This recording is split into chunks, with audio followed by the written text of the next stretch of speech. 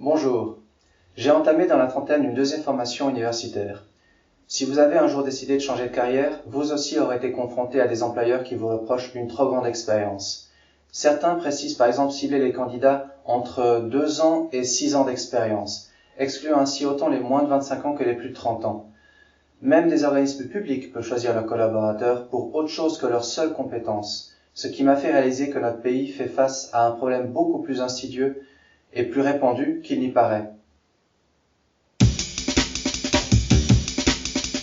L'initiative Pour un emploi durable vise à prévenir les discriminations à l'emploi et à encourager un développement durable des talents.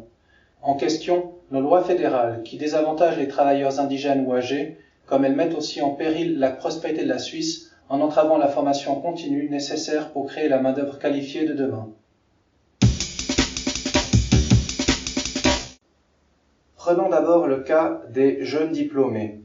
La Confédération investit massivement dans son système de formation avec 2,5 milliards de francs par an juste pour les EPF de Lausanne et Zurich. Nos hautes écoles, très bien classées internationalement, et nos centres de formation professionnelle font l'objet de visites par des délégations venant du monde entier. Pourtant, nombre de jeunes diplômés sont jugés insuffisamment qualifiés par nos entreprises qui préfèrent embaucher les candidats étrangers. Faut-il y voir le résultat de l'obligation du service militaire avec la perte économique qu'elle entraîne? Ensuite, concernant les travailleurs en emploi, les possibilités de formation continue sont limitées par l'absence de cadre législatif et d'incitation fiscale, puisque les frais de formation ne peuvent pas être déduits de l'impôt. Cette obsolescence programmée des travailleurs, conjuguée à l'augmentation progressive des cotisations vieillesse, de 0 à 18% du salaire pour les plus âgés, mène invariablement à une impasse. Nombre de travailleurs se retrouvent donc sans emploi à l'approche de la quarantaine, et en seulement 10 ans, le chômage de longue durée chez les seniors a augmenté de 47%.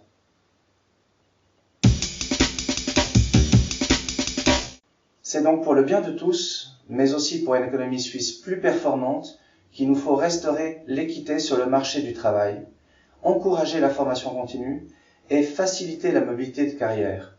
Voilà ce que l'initiative pour un emploi durable propose de faire avec votre soutien.